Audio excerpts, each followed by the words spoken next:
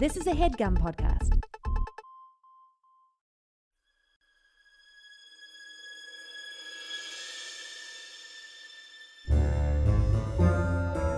Oh, yeah. Welcome to A Funny Feeling Podcast. I'm Betsy Sidaro. And I'm Marcy Jarrow. This is a podcast where comedians tell us their paranormal experiences, and we listen to yours as well. Oh, yeah. And if you have one of these paranormal experiences that you want to share with us, please email it to us at funnyfeelingpod@gmail.com. Now get cozy. And prepare yourself to be scared silly. This is a Funny Feeling Podcast. I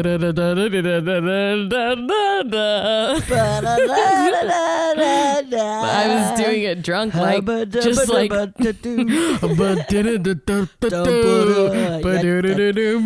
I want to go to like a fucking Mad Men style Christmas party where it is just a disaster. None of the men let you speak. Yeah, they only grab my skirt and hit my ass. Ask you to get a drink, sweetheart. Yeah, go get yourself a drink, sweetheart. I want to go to a Christmas party so bad. Yes, one where people are smoking inside and wearing heavy sweaters. Yes. Oh, yeah. I just want to leave the building hot and stinky. Yes. Be like, we did it. Christmas time. That's what this season's all about. I think I got in a fight, but I don't remember. Whoa, that's Christmas. When I lived in New York and I worked at an agency, we would really tear it up. We would tear it up all the time. Yes. And then you're like, did I kiss my boss? I don't think we did. Maybe just as if we said goodbye on the lips. Yes, that was just on the lips. Yes, just okay. kissed on the lips. That's all. Kissed on the lips, saying goodbye. And then looked at each other boss. for a long time and then left. That's it. We did nothing else. Everything was fine. That's so funny. Agencies get wild, huh? I mean, sometimes you're just like, let's drink for 4 hours. We had a rule in my office that you were not allowed to drink until 5 p.m. Okay, that's great. But it had to be a rule because people were. Yeah, we would order booze to the office and just start drinking. Oh, so it was like Mad Men. It was like Mad Men, probably with a little more, not me, a little more Coke, but yes. Whoa.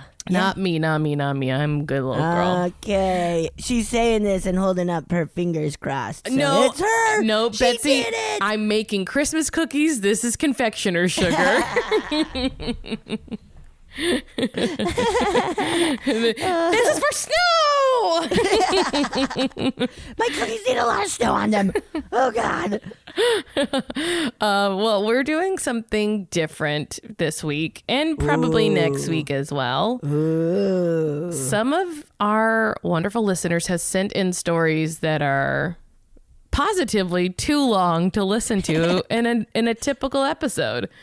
So we're going to listen to some longer listener voice memos today. Voice memos. I'm excited. I'm excited too. We'll see how this goes. Hopefully great, but also it'll be a lesson for you guys to keep it quick. Or else we don't listen to them for 4 years. I guess it's only been 3 years.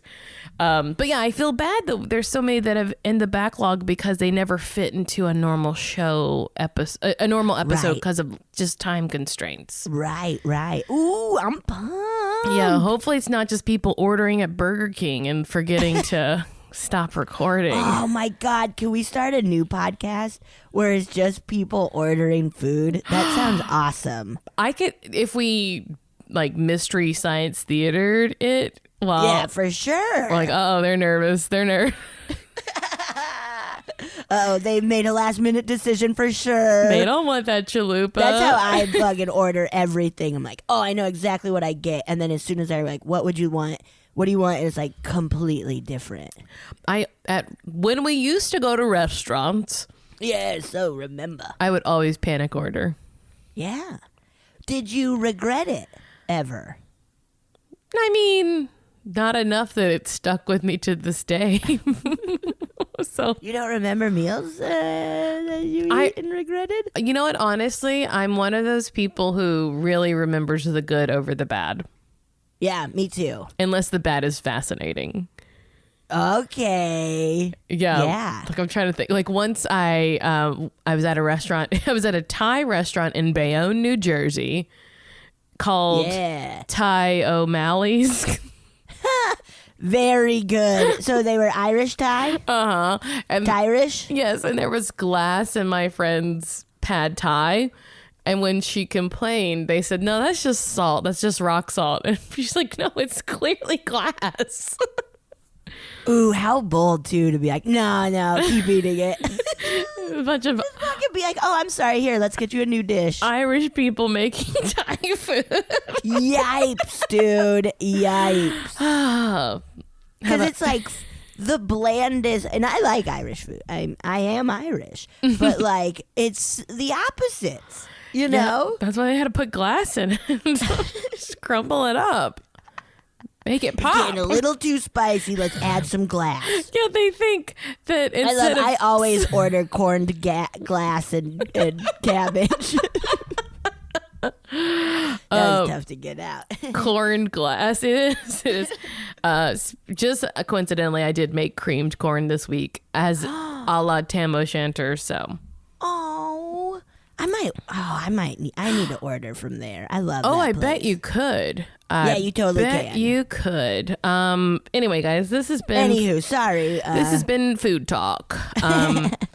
So you're going to be listening to this the eve before Christmas Eve. Right, no. The eve of the eve. The eve of the eve of Christmas Eve. The eve of the eve of the Christmas Eve. When's Christmas Eve? Thursday? It's going to be Thursday, so this comes out Tuesday. Oh, yeah, so the eve of the eve of the eve. I can't believe we're that close. We're 1 week away from Christmas today. I can't either. Did you get your shopping done? I did. I actually did, and I never do give presents, so this year I did. I have time. Yeah. It's a good year to go a little bit extra. And I got my cats. They're scratchers, but they're in the I'll have to show you. One is a movie theater, like a Christmas decorated movie theater, and the other one is a Christmas bake shop.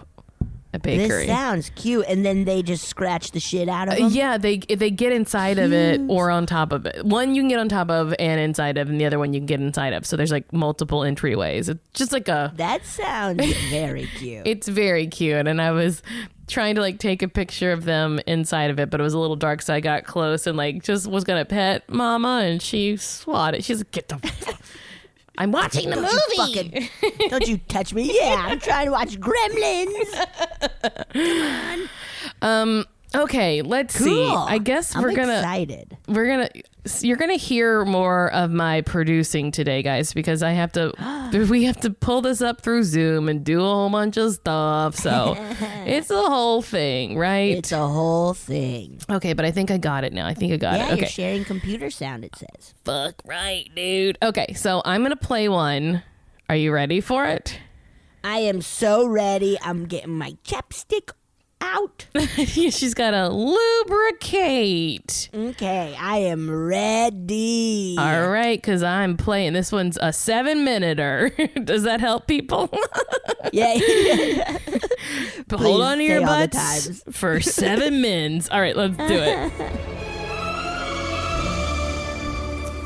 Hi, Marcy and Betsy. You guys are some of my favorite podcast personalities out there. And I just want to go to the grave saying that one noise in that one episode was definitely a ghost. I'm sorry about it. And I apologize if I mess this up. I needed to open a little bit of wine to retell the story, because it definitely freaks me out. You guys have talked a lot about this type of thing. I don't want to give it away, I guess, yet, but I thought maybe it was the right time to bring this story on.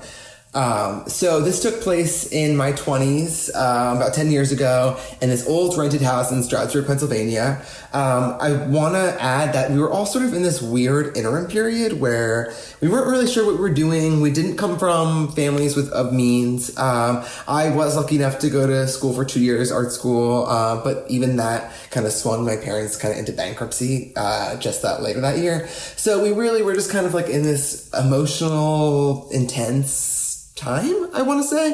And I feel like that may have stirred something up in this old house. So my friend had been having some pretty strange dreams in that house for a few weeks. Her room was located on the second floor, catty corner to the bathroom.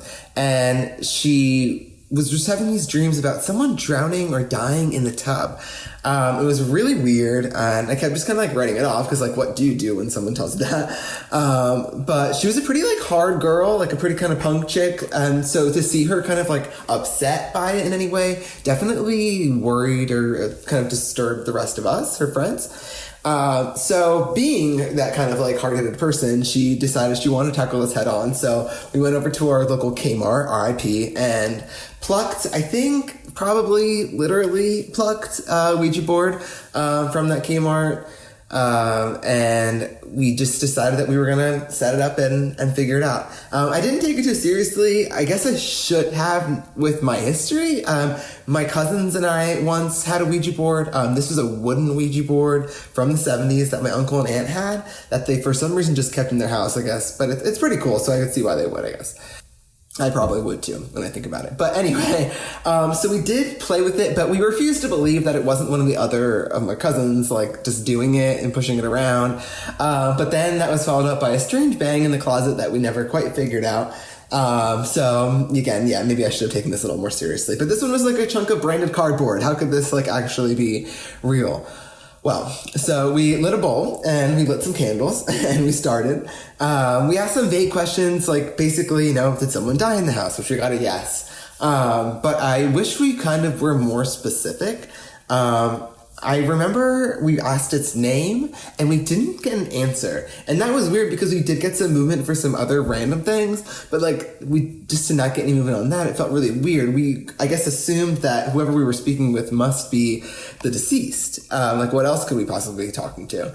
So feeling some munchies come on, of course, I ran downstairs to go to the kitchen. And again, it was just the floor below, but I got to the bottom of the steps and felt strangely winded and kind of stood just on the last step with my hand on the railing. And I just blunk my eyes, but when I closed them for way longer than you would a blank. And I remember seeing a bloated purple face, like just a head. By itself, not necessarily detached, but it was kind of like fuzzy around the edges. But I definitely remember seeing like a head like behind my eyes. It was really weird. I am again I went to art school, so maybe I'm just a creative person and I'm super imaginative and I just made it up. And we were just talking a lot about people dying in the bathroom. Obviously I led to like the idea of drowning, blah, blah, blah. So I just assumed I was freaking myself out, was a little high, and just grabbed the Doritos and ran back upstairs. So I think we finally asked like more specifically, like, hey, how did you die? And I remember distinctly getting the answer of suicide, which was really, really terrifying and kind of fit with the story of, what she was saying in her dreams, which also made me wonder, was she making this up? Like, was she just trying to have some sort of closure, just fucking with us? She was that kind of person. So we asked some more vague things, but nothing that sticks out. So eventually I had to go home. It was like getting late, and I said goodbye to everybody and like went downstairs, and it was sort of like late evening, so there was like still that kind of like bluish hue, not totally dark yet. You could still see some stuff. And I remember you have to, when I went downstairs, you turn to your right and you have to cross the living room to get to the door. And I remember looking right as I did that to kind of just look outside, see the light, and look through the window just to see my car. And then I just froze. Because when I looked over at the couch, I could see what was something like distinctly darker than everything else around it. and it was so dark, and it had, there was still some of that bluish light coming in. So like the living room wasn't lit up actually, but I could still see that there was something sitting on the couch darker. And the thing that really, I think, sticks with me the most is that there were two like eye holes, like two holes in like what would have been like the head of this kind of mass that you could see shoulders of, and kind of like where a head would be, but that was kind of it, and kind of in a sitting crouch. But I guess looking at me, if I could see like two holes, and I remember being able to see the wall behind those two little holes. Well, that was it for me. I ran to my car. I didn't end up not telling my friends about it at all who were in the house. Maybe I should have, but I ended up calling some of my actual closer friends, who I was kind of having an issue with at the time. But like, in moments of great tragedy, you realize who you really want to call out to. And I called my dear friend and immediately just started bawling and crying, and like I just freaked out. I didn't understand what it was. And you guys recently have talked a lot about shadow people, so I just wanted to share what I guess is my shadow person experience. And it is definitely something I still can't explain, and part of me feels like the lack of a name makes me wonder if this thing wasn't human at all and didn't have a name or couldn't tell us its name. So anyway, I'll leave you with that. I love you guys. Thank you so much if you do feature this. And don't shit your pants. Oh Too my late. gosh. Too late. They're filled. Filled to the bubbling over. Ooh, the name thing. They're spot on. Can't say the name because they're not human. Oh, man. What? I'm putting it all together, too, if there were someone to take their own life in that house, if there's another non-human entity there to maybe... Causing it. Yeah. Whoa, dude. Yeah. Seeing the wall through the eye holes. Woof, man. This is wild. I cannot believe you didn't tell your housemates. That's very funny. What would you... I would have screamed and told everybody. Absolutely. But, I have had roommates not tell me that they have had, like, shadowy things come at them in the night. Really? Like, Did they didn't believe them, or they just were like, eh? Two of my roommates have woken up and seen a shadow thing coming either from a corner, or one of my roommates said it was lowering itself from the ceiling like a giant spider. Oh, that's so gross. And a few times when she woke up, she was standing in a fight stance out of her bed. What? And she never told you this until after? I think what happened was it had happened a few times and she didn't tell me. And then one day we were talking about it, or we're talking about something, I'm always talking about this shit. So she tells me the story, and then our other roommate is like, oh my gosh, similar things have happened to me. Whoa. And I could get if they thought maybe it was like, oh, this is kind of just maybe a weird nightmare. Exactly. Even though I'm always like, I fucking dreamed this one thing. I forget immediately. So I remember a lot of my dreams. I just had when I was at an airport waiting for my plane to take off, and I was just pounding Bud Light. That was a memory. That was not a... Yeah, it might be. It was with Tony, and she and I were just getting drunk, pounding Bud Light, which is strange. And the bartender came up to me and was like, I need to see your ID. And I was like, what? And I couldn't find it, so I handed the bartender a fucking trading card from the new Jurassic World with the lady on it who I always mistake for Jessica Chastain. Dallas and Bryce looks nothing Dallas like me. Yes. Yeah. Howard. Bryce Howard. Dallas Howard.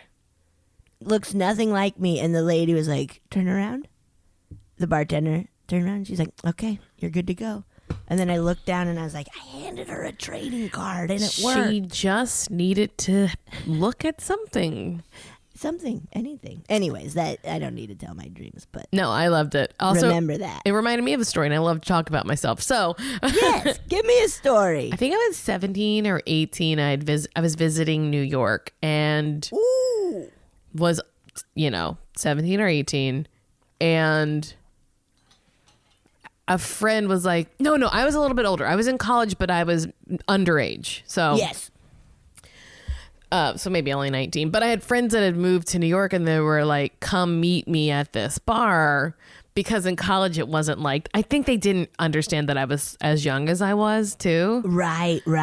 And they were in this bar and I tried to go and with my ID, and the bartender was like, or the bouncer was like, no, you're underage. So I said, okay. And I walked away and thought to myself, because this is when I was, a teen or probably 19, honestly. I think what it was like the people who were seniors when I was a freshman or sophomore. Right. Because I was 17 in college, my first semester. Like, I was young. And they had moved to New York. So I walked away, walked around the block and thought to myself, what's the harm in trying again? What's the harm? So I circle around the block. I put a $20 bill under my ID and hand it to him again. And he's like, okay, go in. Yeah, that's fucking cool, man. Yeah. So I would for sure, as the bouncer, I'd be like, oh, good for you. Okay, get in there. yeah. Get in there and go drink way too much than you can handle. But it's New York. It's fine. You just New wander. York, it's fine. You wander around.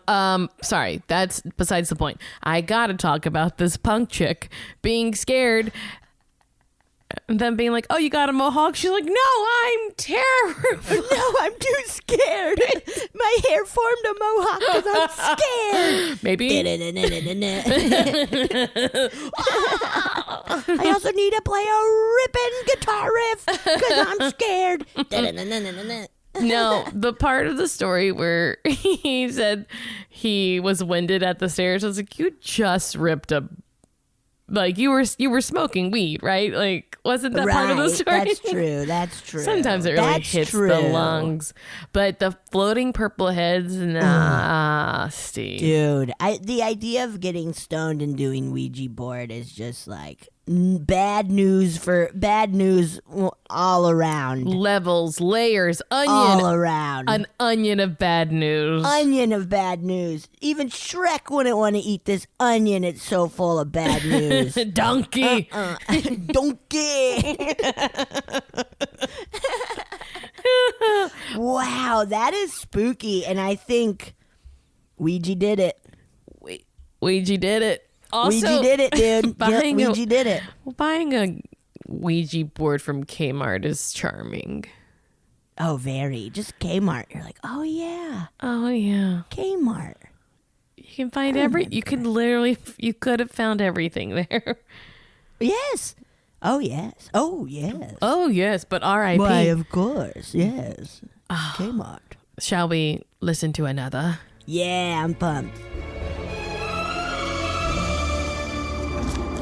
Hi, Betsy and Marcy. I listen to your podcast all the time. I'm deep into the eps now. Can't wait for every Tuesday. I pretty much only listen to up-and-coming LA comedians and writers, so shout out to some of your guests, Nicole Byers, Sashir Zamata, Mano Agapian, to name a few. I know you don't care, but I love your work. Anyway, I have a story that I thought you might like. It's not super spooky, but definitely in the realm of paranormal. So this experience took place at an old friend's house. So this friend lived in this sort of big eccentric old house that wasn't necessarily scary, but there are definitely some spooky things about it.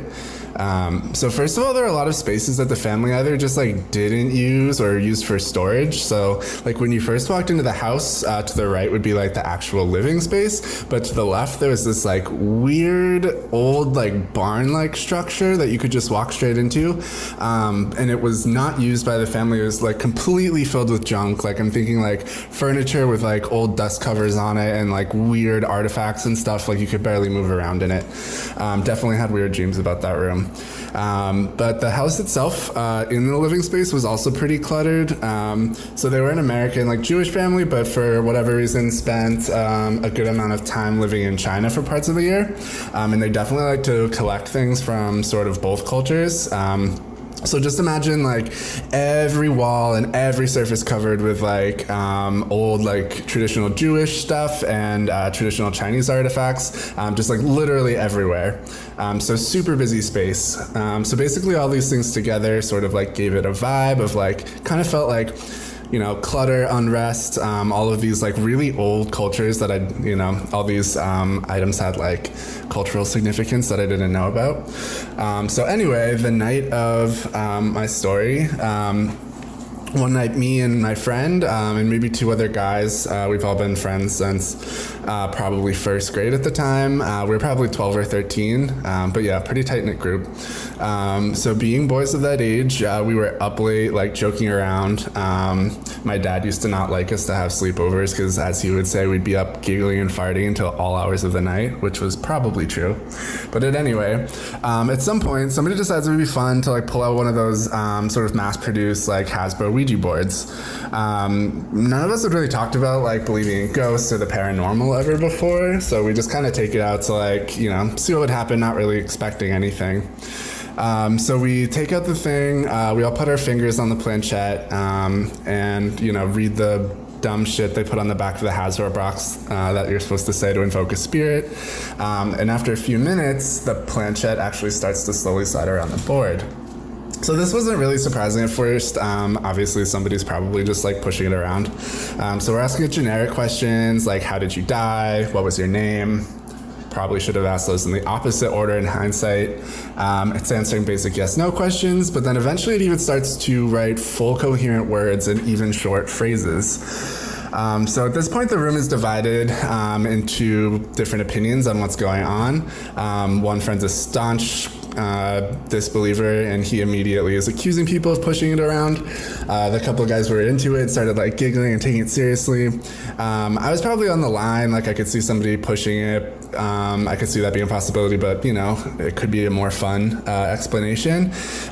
So eventually our skeptic friend just gets so mad he goes off and sits in the corner and just is mumbling about how dumb this is. So then we're like messing with him, and we decide we need to come up with some way to like test the Ouija board so we can, you know, prove whether it's a ghost or not. So one of our friends stands up and puts his hand behind his back, and he says, okay, I'm holding up a certain amount of fingers, you know, like spirit, can you guess the number of fingers? Lo and behold, the planchette slides over to a number, and he pulls out the same number of fingers behind his back.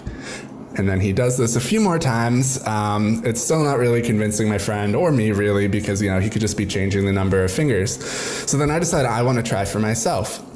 So I stand up and put the fingers behind my back, and to my surprise, it guessed correctly. So I tried again, and it guessed correctly. I tried a few more times, it kept guessing correctly, and I, being sort of a skeptic myself, told my skeptic friend, like, hey, this is really happening, like, you need to come try this. He really resists, doesn't want to, finally gets up and does it, and you could tell by the look on his face that the first guess he had was correct, because he looked kind of white and didn't really want to talk about it. At this point, I think everyone starts to realize that if what we're seeing is actually happening, it means that not only are spirits and the paranormal real, but we've been talking to a spirit all night.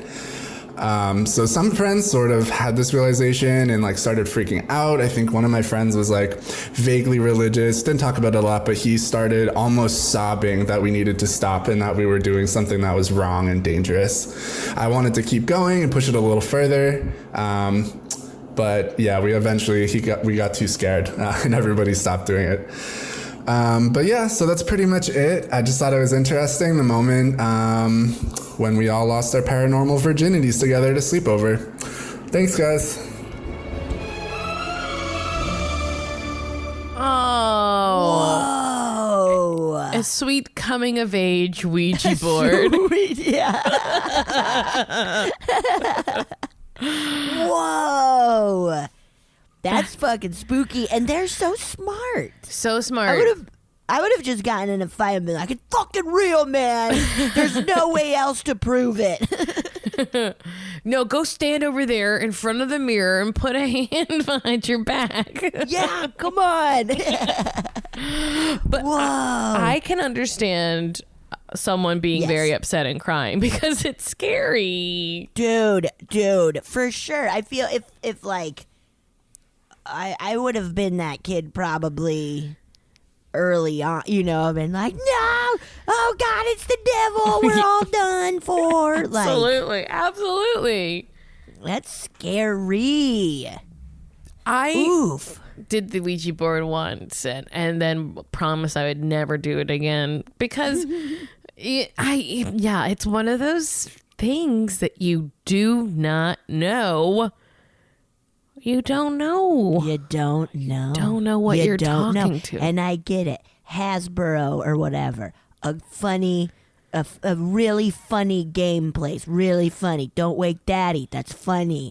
Hungry Hippos. That's hilarious. Funny. It's the funniest game I've ever fucking played. That one where you try to catch the fish on the net and the poles. Funny.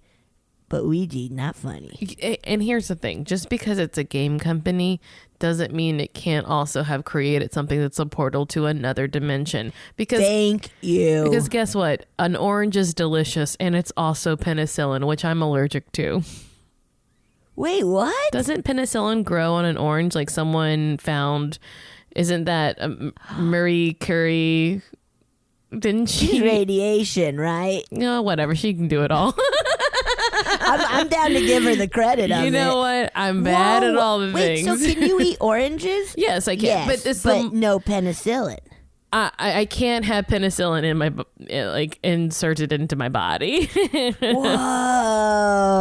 Now I gotta find out who found penicillin. We got to. Alexander Fleming, Marie Curie, just like I said. Fleming, Curie, close Yep. enough. I believe it was an orange. Yes, it was a mold juice.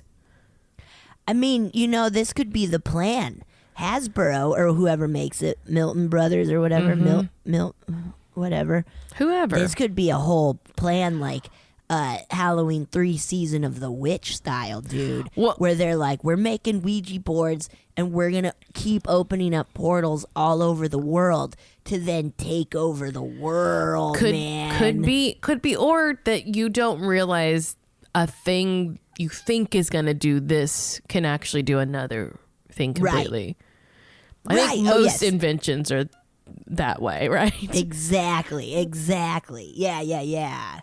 Whoa. Ooh, it's so spooky. 2 Ouijas, man. 2 Ouijas. 2 Ouijas in a row. Squeegee Ouija, right? Squeegee that Ouija, man. Woo. Wee. I like that it wasn't too scary, though. That's sort of a nice for them. Right. Nice for them. Right. That was nice for them. That's very nice for you. To lose their paranormal virginity. Sweet. Giggling and farting. Yep. That sounds about right. All right, I'm going to pull up another one. Pull up another Ouija. If it's another Ouija, I'm jumping out of the window. This one popped right up. Sorry. Wait, say that again? Ooh, this one needs to be heard. I was going to say, if this is another Ouija board, I'm jumping out the window. I don't think it is, but let's see. I might jump out my window. You might, but it's a good thing. It's not far. You're first floor, so. Yeah. Oh, yeah. I'll be fine. Okay, here we go. Look at it. Okay. So I grew up in a very rural area that for hundreds of years were just large family farms, and the farms stayed in families for hundreds of years.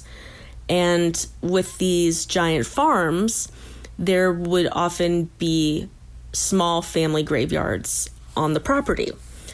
And this I think it was probably just easier to keep everyone on your own land, easy to tend the graves. And, you know, there were churches, obviously, but I think it was a lot harder to get to the church, you know, in a carriage or cart or something than it is by car.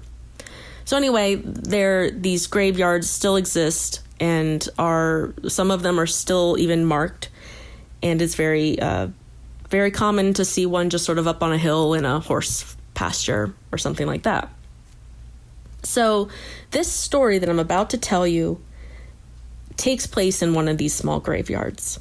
And just as a side note, I'm going to have to be vague about some of these details because it was a police investigation that I assisted with, and I'm not really sure, you know, what the ethics are about telling this story or, you know, exposing details of the people involved.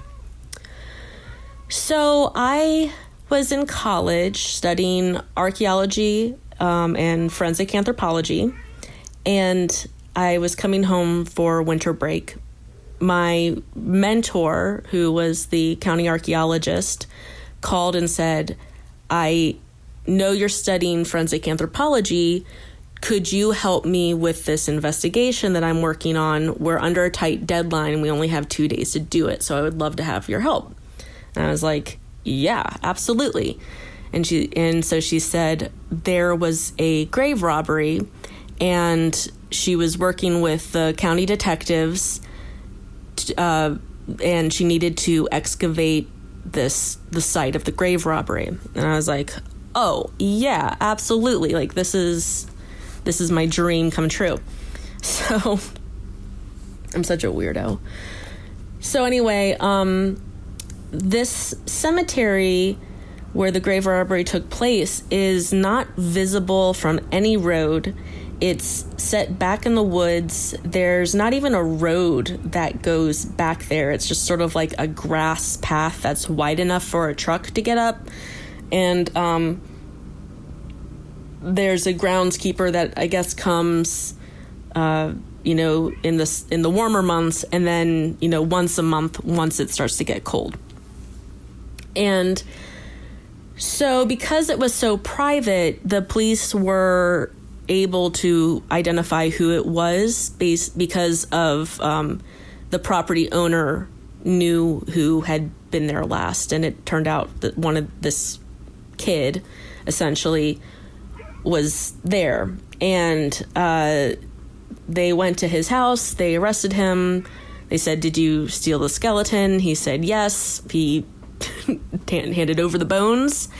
And when they asked him why, he said that he wanted to steal a skull on Halloween, because what else do you do? And so he put the bones in a backpack with the funerary artifacts that he found, like the ornate handles from the coffin and everything. But when they laid out the bones, it wasn't a full skeleton. It was mainly like the upper half of the body. So think like vertebra, ribs, shoulders, some arm bones, things like that, and the skull, the prized skull. So the police needed to know, did he actually turn over everything that he had, or was he kind of secreting away some bones just as a last laugh? So my friend and I spent 2 days in a grave and, you know, just kind of digging around looking for bones. And in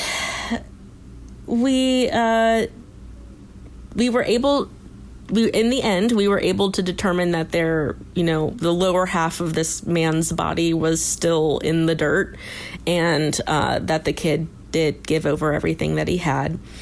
And but while we were doing that, while we were, collecting the dirt from the pit and then up on the top of the soil, like sifting through it, my mentor and I just kept like looking over our shoulders or out of the corner of our eye, and we talked about it, and we're like, do you kind of feel like there's somebody watching us? And she'd be like, yeah, I have that exact feeling. And we just kept seeing this like sort of must have been like a tall man, and this man whose grave was robbed was incredibly tall. I mean, he had to be very, very tall for the time period in which he lived, which was like the, later half of the 1800s. So eventually we just started talking to him and just sort of saying, hey, this is what we're doing. We're helping, we're trying to right this wrong. We're going to, get you all put back together and, all that stuff, I guess. And I don't know, it didn't feel like he was mad or angry or anything like that. It was just kind of like a curious, nosy person just sort of hovering around like, oh, what are you doing now? So we weren't really scared or anything like that. But, we were able to, in the end, after all the bones were collected, we reinterred him in a child-sized casket and put him, back in his grave. And my mentor was able to locate some of his living relatives that had no idea who he even was. They came up and we just had like a little ceremony, and so hopefully his soul's at rest. But anyway, that's how I spent 2 days in a grave. And now I can tell people that I've helped investigate a grave robbery as a really cool icebreaker. All right, thanks for listening. I mean, isn't that is an awesome icebreaker, man. Isn't that anthropology in a nutshell, though? Yeah, pretty much, right? Like right. Investigating. Well, I guess not all great. I'm just thinking of probably archaeologists in Egypt. Egypt, yes, all those tombs and stuff. Wow. That is. As soon as she started telling us that someone was watching, I was like, "It's that man." It's gotta that be. Man. Like, who took my bones? How dare you? Why would they take my... That's a weird thing, too, that kid. I only have my lower half. This is bullshit. Yeah. Why'd they take only my top half? At least take all of it. That kid, I don't trust him at all anymore. You don't? No. You don't trust the kid who on Halloween was like, what do? You steal a skull? No, I don't think he's good.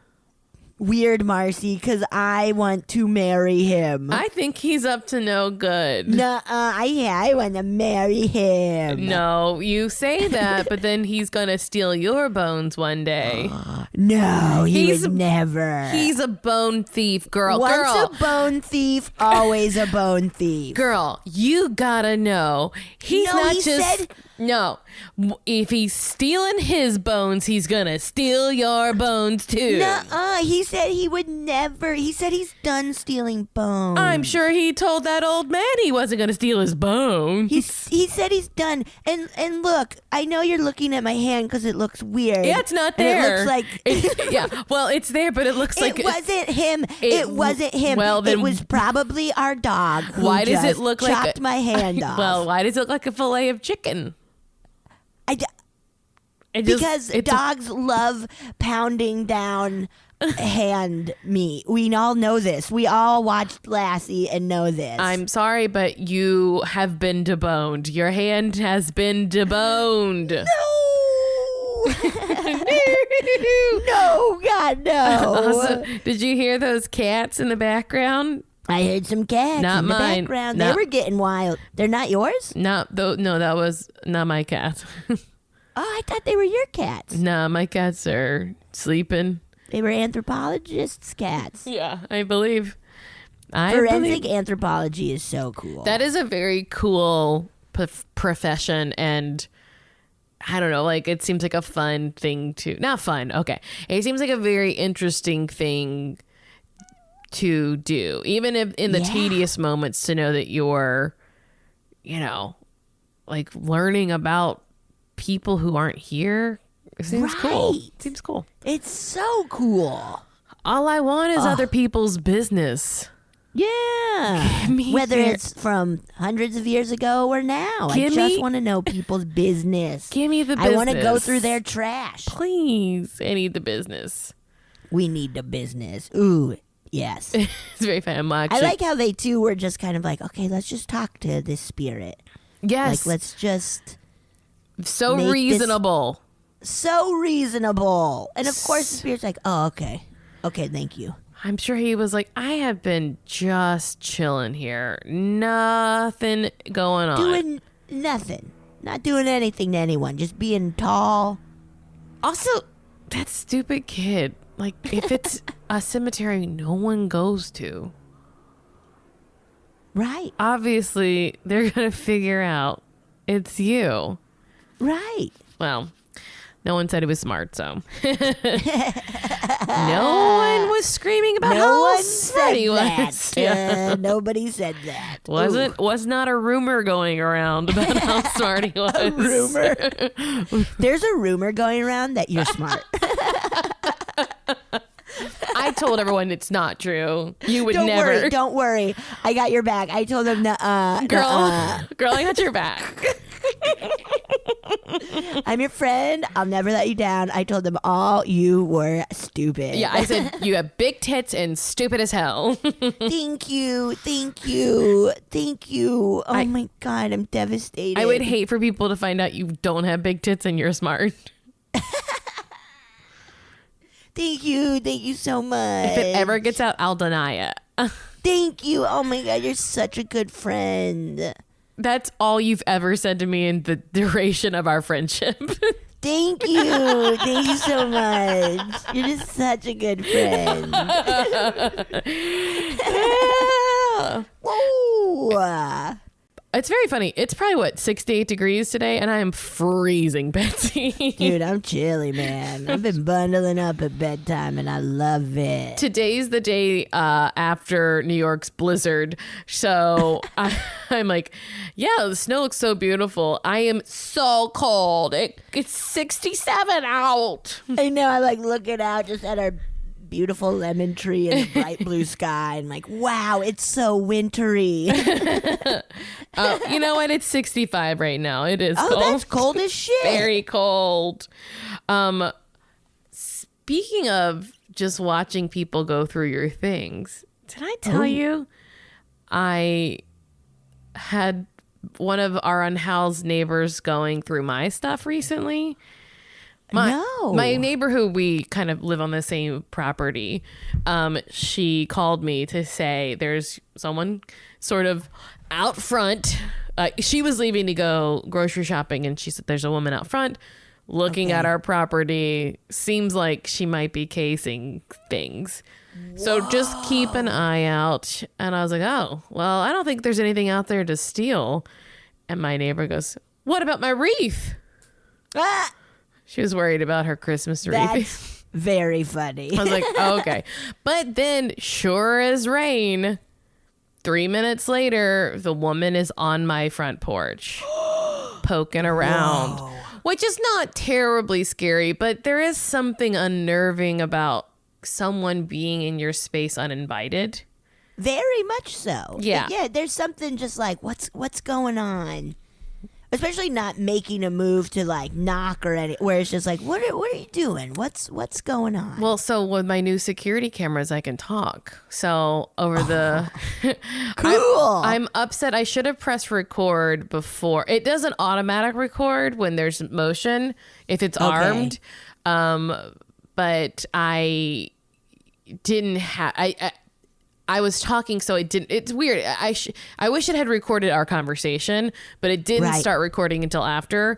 Okay. I was like, "Hi, can I help you?" And she was very confused as to where the voice was coming from. Yeah, I bet. And I said, "I'm talking to you through a microphone." And she said, "Oh, I'm looking for Jennifer." And I said, "Well, I believe you have the wrong home." And she said, "Where are you?" And I did not answer. I didn't answer. I I think I just like didn't press the mic button, but she was like, oh God. And then it starts recording. And then she continues to go through my things and is like poking around on the side of the house. And I have like a storage box. It's actually locked. So I wasn't like concerned, but I just got back on the mic and I was like, can you not go through my things? Yeah. What'd she say? She was like, I'm not. And then she just kept poking around and meandered off eventually.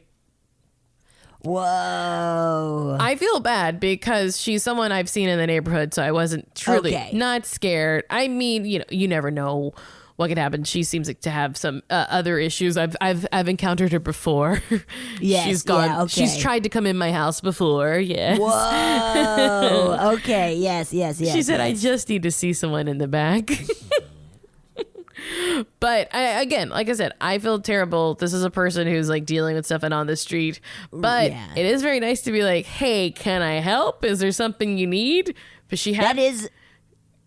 Yeah. Oh, yeah, go ahead. I was just saying, she had no specific need. Like, right. So right. I would have helped her out. But mostly I'm just like, can you just... not do that while I'm clearly watching you? And that's what I thought of with that man. Like, I'm clearly watching you. Can you and I can't do anything because I'm not going out there, but can you please stop touching my things? You're moving all my bones. You're digging up all of my bones. Oh, leave my there's a song called Digging Up Bones. Really? It's a country song. Can you imagine? Yep, I would have guessed. Can you imagine? All right, let's pull up another one. Nice. Oh, yeah. This is Will from St. Louis, Missouri. I just recently got turned on to your podcast because Betsy was on an episode of Scam Goddess, and it was the funniest fucking thing I'd ever heard. So I have a couple stories, but I'm going to try to keep them quick. One summer, I think it was my junior year of high school, I went to a summer camp, and it was a week long. The whole week, the temperatures were in like the 90s, and it was brutal. So we spent most of our days swimming, and on the day it finally rained, all the campers had this huge all-out mud fight, and to wash ourselves off, we jumped in this little pond. Now, this pond is like on a ranch in, I don't know, somewhere in Missouri, but we were all splashing around and playing, but the shore was like real muddy. It wasn't a kind of thing you'd really want to swim in. So we were splashing around, and then we had to get out because it was time to do another activity. So as people were kind of shuffling out, I started making my way towards the shore, and I was in about, I don't know, water up to my, like, let's say just above my collarbone, and I was kind of hunched over in the water trying to pull my leg out of this like mud pit to get out, because I got a little stuck. So as I leaned down, I felt a hand, and I know it was a hand because I felt individual fingers grab my wrist underwater and like put a kind of firm pressure on it, but it didn't pull me in any direction. It just grasped me hard and then let me go. And this is underwater directly in front of me in about, 3 feet of water and 2 feet of mud. So I kind of immediately thought that, oh, this is one of the other people, kind of playing around, but there's no way you can see through this water. So I don't know how somebody would, just grasp my arm and then let it go. So I looked around and realized that I was the only person still in the pond.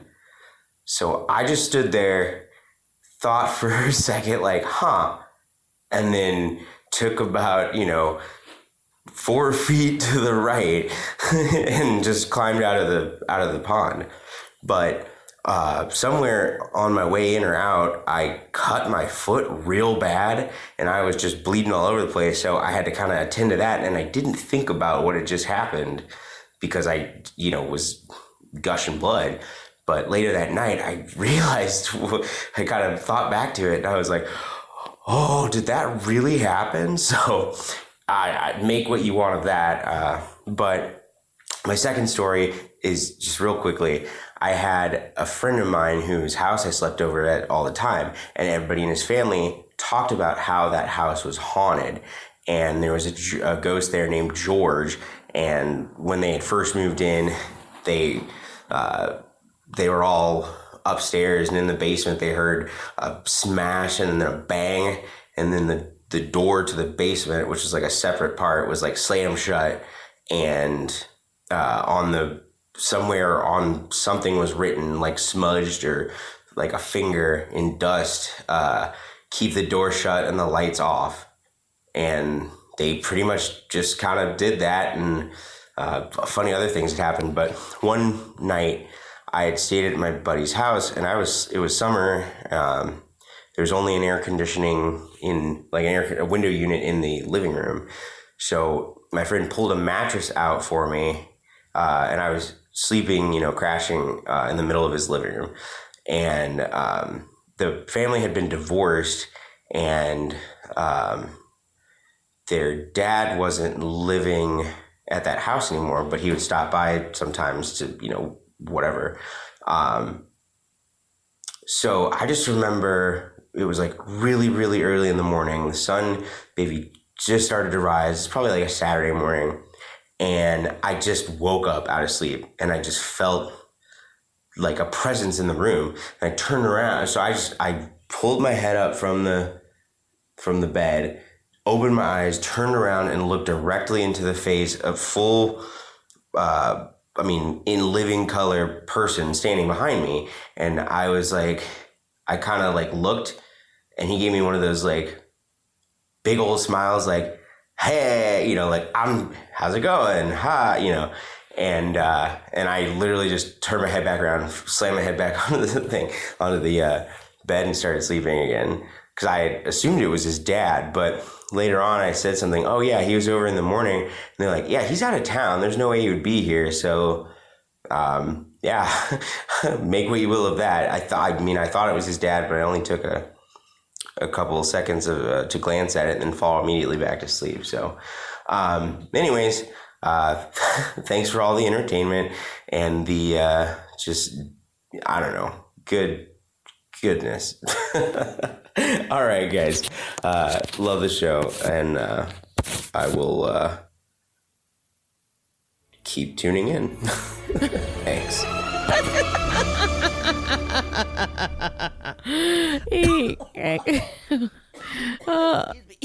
You okay? You need a water break? Whoa!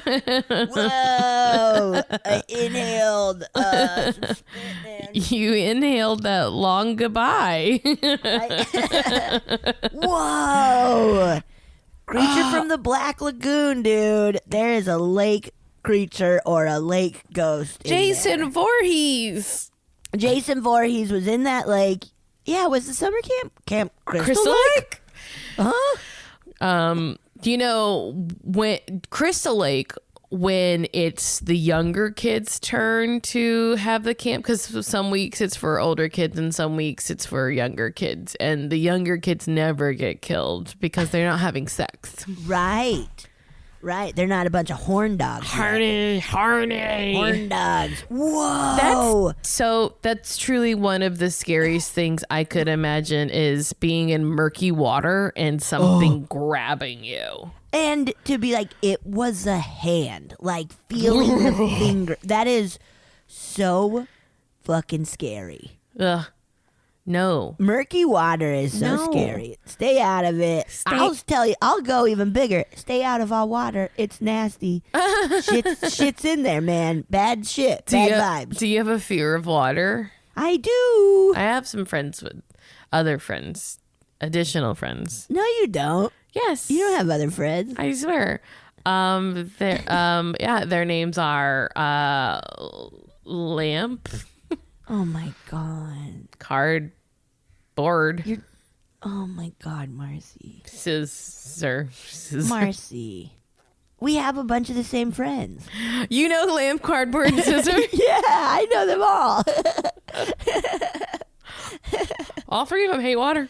They hate water. Yeah, we've bonded over that. Whoa, and then, haunted house with George. That was totally George. Watching him sleep. Just being like, hey, man.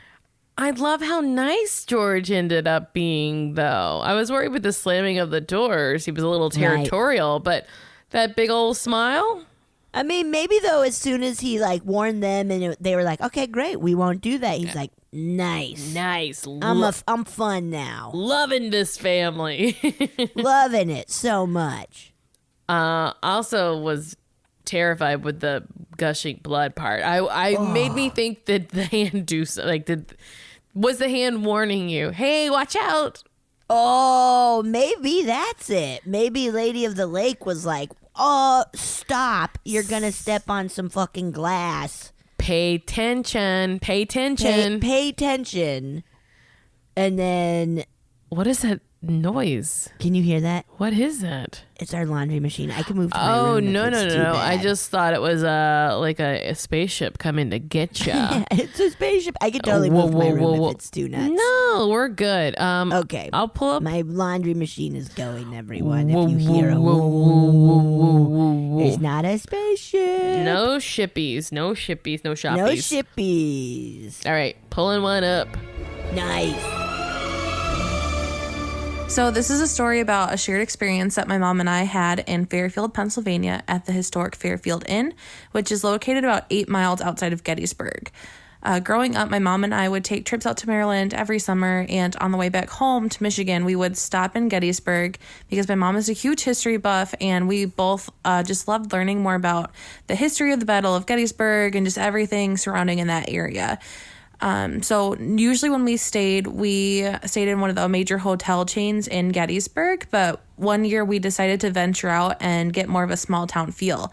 So my mom found us a room at the Fairfield Inn, and when she booked it, she was super excited because the website claimed it was haunted and was advertising that the show Ghost Lab had done an investigation.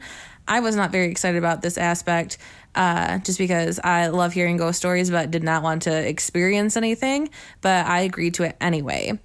So when we got to the inn, it was already kind of spooky just because the woman who checked us in was just kind of waiting for us in the doorway and immediately knew my mom by name. Like as soon as we walked up, she said, "Oh, you must be Michelle." And this turned out to be super normal because it was a slow weekday afternoon and she knew that we had a reservation, but it just made me feel kind of uneasy. But she took us on a tour of the house and told us that it was used as a makeshift hospital after the Battle of Gettysburg as the Confederates were retreating back. So this just helped kind of paint us a picture of what the house was used for at one point and just kind of what the house had really gone through during that time period. The room that we stayed in was on the second floor, right next to the stairs, and a room that had a dinner theater show that went on every night. So as we were getting ready for bed, we heard the people next door eating and enjoying the show, and it was all pretty loud, but we knew that it would have to end eventually.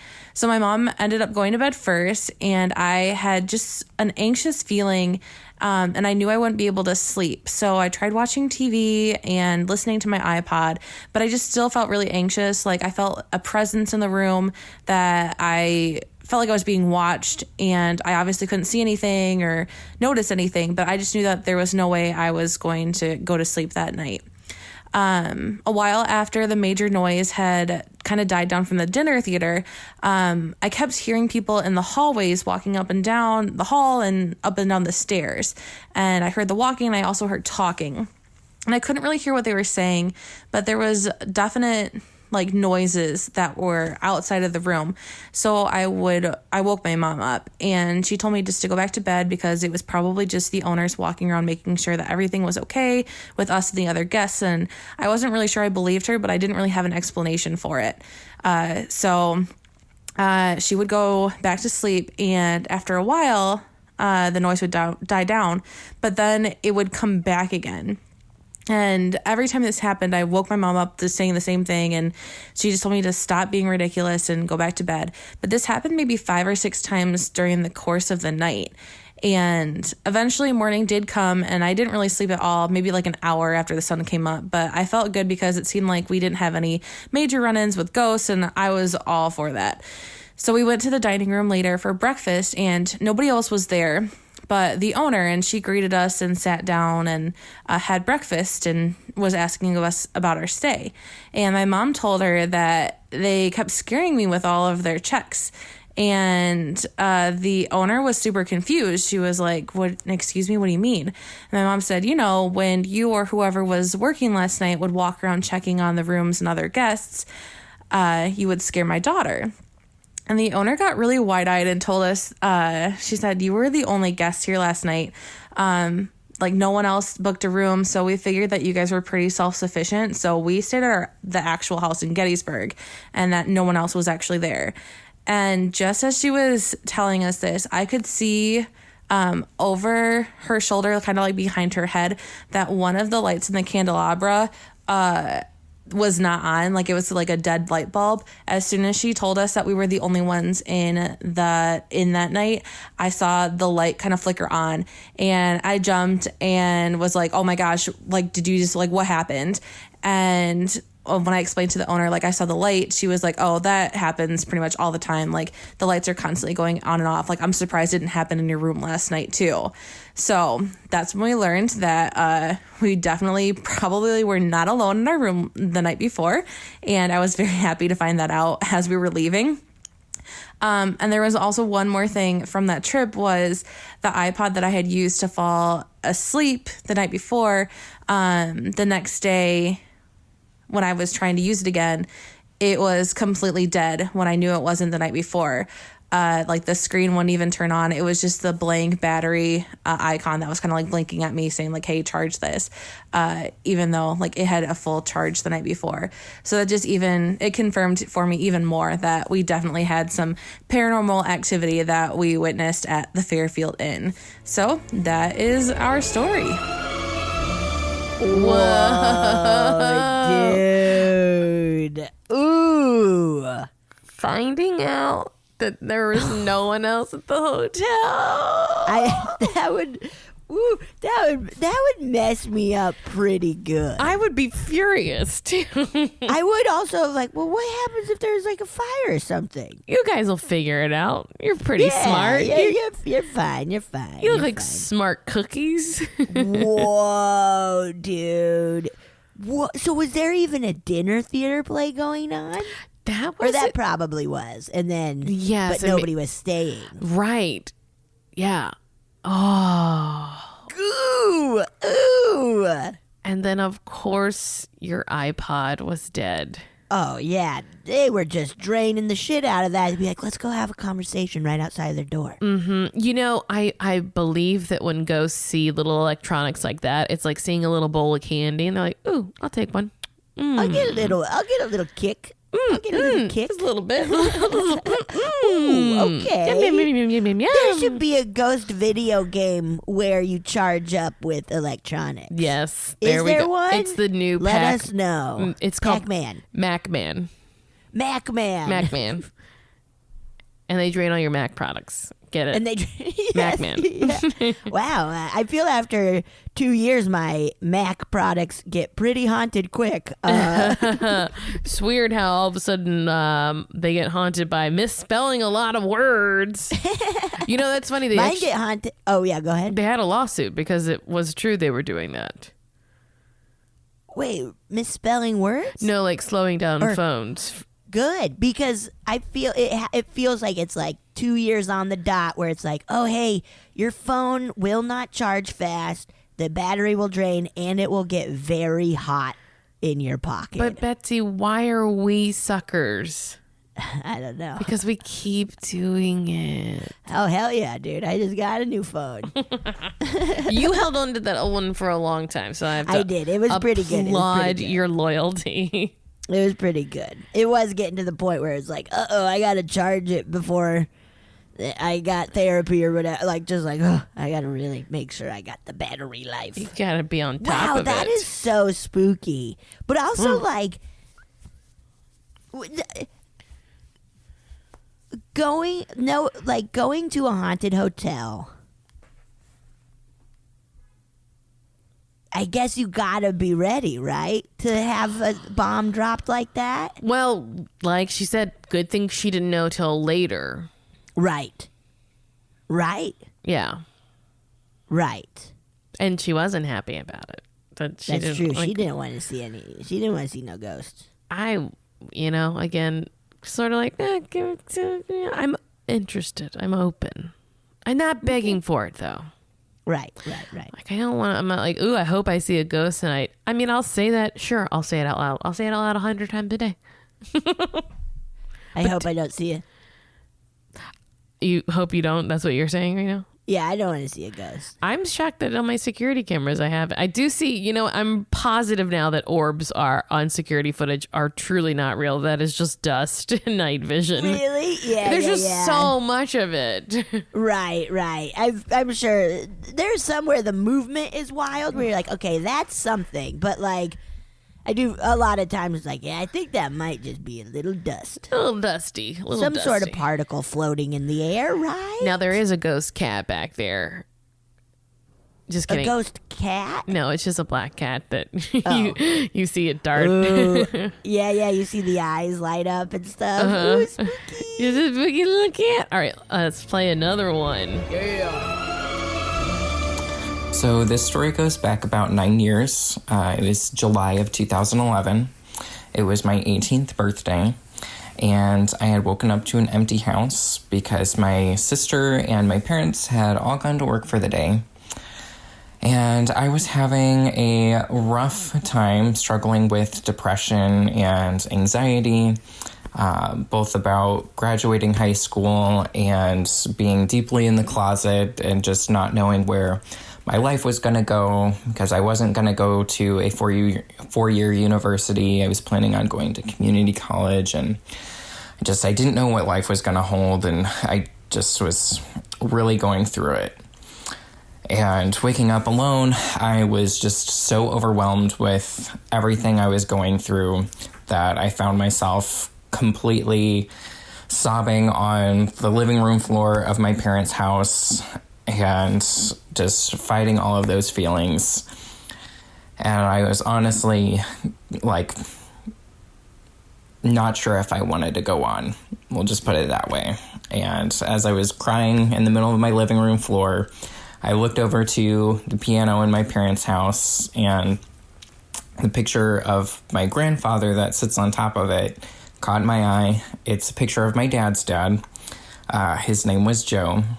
And I just looked at the picture and called out to him and said, if there's anything you can do to send me a sign that everything is going to be okay and I'm where I'm supposed to be, just please give me a sign.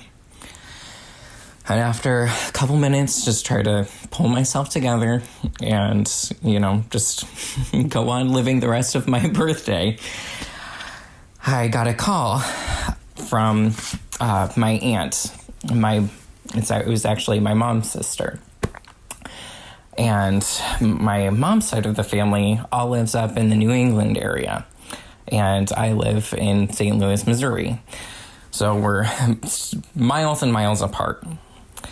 And she had called because she had been out cutting her grass, and she had heard her father whistle, or so she thought. Her father's been dead for several years. And she was cutting her grass, and she said that she heard her dad whistle this melody that he always whistled. And so it stopped her dead in her tracks, and she stopped what she was doing and kind of looked around, and there was nobody there. And so she's like, oh, that's weird. And so she tried to go back to cutting her grass, and then she heard it again. And so she stopped, and she kind of looked to the sky and was like, okay, Dad, I hear you. Like, I'm going to go inside and call Mom and my sisters and see how everybody's doing. So she called around to her mom and one of her sisters that lives nearby, and then she got to my family's phone number, and she said when she called my house and I picked up the phone, she knew right then that I was a person she needed to talk to. And as soon as she called and started to tell me all this, I just broke down, cried more, and just let everything out to her as much as I could. All my anxiety about where school was going to take me and what life had for me. And just, she really helped me through it. I didn't come out to her because I was still just like so deep in the closet. I was not ready. Even though she had already come out to our family years before, I was not ready to take that step. But she listened and she gave me such encouragement and just got me through that moment, which I can never thank her for enough. And I love this story so much because it's the story of my 2 dead grandfathers who I don't believe ever met during their lifetime here, communicating beyond the grave to help send me a sign that I was doing everything that I needed to do. And since then, I have gone through college. I have been working as a respiratory therapist for the past 6 years. And life is so much better. I have come out to my family. I have a wonderful boyfriend. I have a awesome dog whose name is Sawyer, and he's sleeping right next to me right now, and he's so cute. And just life is so much better, and I'm so glad that I got this sign from my grandfathers, that they're watching over for me and listening to me, and they're making sure that everything's going to be okay, and that I know that. And I just wanted to pass this story along to you guys because I love your podcast, and I can't wait to hear more stories. Love you guys. Stay safe, stay healthy. Oh my God, that's going to make me cry forever. That really got me. Oh, me too. That was beautiful. That really got me. Woof, woof. Wow. And just to pick that, like he was saying, that one grandfather talking to another grandfather, to pick another person in the family who had gone through something probably very similar. Right. Like that don't get no much more of a sign to me in that. Good God. Right. Like, because anyone could have gotten the whistle, right? Anyone in the family who might have been like, oh wait, it's so-and-so's birthday. Right. But for it to be someone who had also had that as part of their story too, the being like, oh my God, that was good. I'm truly blown away. Like that made me. And I'm so happy everything's great. I know. Of course. What a nice, remember the It Gets Better campaign? What a nice, version of, it'll get better. Whoa. I'm so blown away. That blew my mind in the best way. Really, really. It made me happy. Oh my gosh. I'm trying to. That's so incredible. I'm trying to find. I change the file names so that I can know who it is. So I'm trying to find when this was sent because I don't know. I just don't know. I don't know when it was sent, essentially. Because I was like, respiratory therapist, that's a busy year for you now. Right? Yeah. Wow. That truly... Whew. That really got me. Really Me too, pulled off man. the old hanky on that one.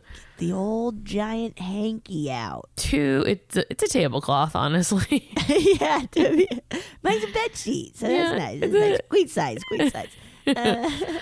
Oh my gosh, what a nice one to end on too. That's just perfect. Really got me. Because that is such a... I was talking to my therapist about that yesterday of just these times where I was really freaking out now that I'm figuring myself out. A lot of it was like, oh, because of the uncertainty in the future. Like I was talking about my senior year of college, where I started just like having high highs and low lows and just being like, why am I feeling? I've never felt like this before. And then it was like, oh, because I didn't know what the next move was. Yeah. Yeah, like stress doesn't have to be like, oh, I'm losing my job, or I don't know where I'm gonna live, or I'm gonna fight with. Like stress can just be like, there's a big moment happening soon, and I don't know what to do with it. Yeah, good or bad. Yeah. Whoa. Oh, that was. Whew, that was really nice. That was really nice. Oh, thank you for sharing that with us. I hope. Yeah, thank you. I know someone's gonna hear it who needs to hear it too. Needs to hear it. Yeah. God, Yeah. all the misery of my youth. I wish I could go back in time and be like, dude, you're just depressed. Like, you got a depressive. It's not you. You're not bad. You just have a depression issue. You'll be okay. You'll figure it out. You'll be fine. I mean, once you realize it's not because you're a terrible person that you're feeling this way. Oh, yeah. Whoa. I'm truly blown away. That really made me feel That made stuff. me funny. Made you feel funning? Funny feeling? Funny feeling. Oh my gosh. This was such a... I'm so glad we finally got around to these. Dude, they're so good. Yeah, we're going to keep... we're just mixing it up these days. We're just kind of willy-nilly style, Who Chilly knows? Willy style, figuring it out. Maybe we'll read some. Maybe we'll have a guest. Maybe we'll listen. Who knows? We don't know. We don't know. Maybe we'll just cover a historical crime one day. Ooh, we should, but do no research. Yeah, we'll just be like, this is what I think happened, and I This did is what not we're pretty check. sure happened. If you want to send us suggestions, we'll make some stuff up about some historical crimes. Oh my gosh. Yeah. Guys, Thank you all. this is so great. But like I said, Sending them in. send them in and try to keep them succinct, guys. You just set like a little timer so you'll know how long it takes you. These all like flew These- by. yeah, like these- they didn't feel long. Yeah, these aren't on the edge of the longer ones though. Oh, okay. We have some that are 15 minutes or longer. Ooh, okay. It's like at all that right. point, just you have your own podcast. Like this is your podcast now. Yeah, but you these do are this really now. you're right. These really flew by. These were so great. Thank you guys for sending them to us. Send us Yeah, more. Thank you so much. And happy Christmas, everyone. Oh my God! Happy Christmas. That's so British of you. Happy Christmas, everyone. I've been watching The Crown. Oh right. Are there Christmas episodes? Is there a Christmas special of The Crown? Yes, she is a Christmas address. That, in fact, I feel like 2 episodes in season 2 have Christmas going on. Oh, maybe I'll just watch only the Christmas episodes Well, of The Crown. it's not like they're just a small part of it. So That's enough for me. all right, okay. Yeah, Merry Trishmas, Happy Holidays. Y'all are the best. Yes, you guys are the best. Thank you guys.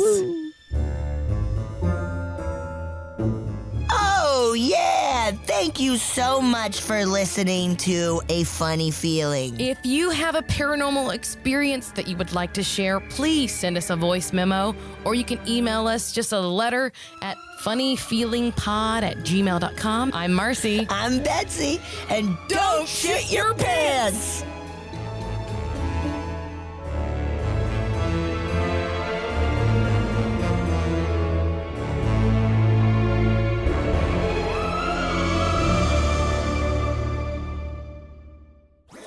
That was a headgum podcast.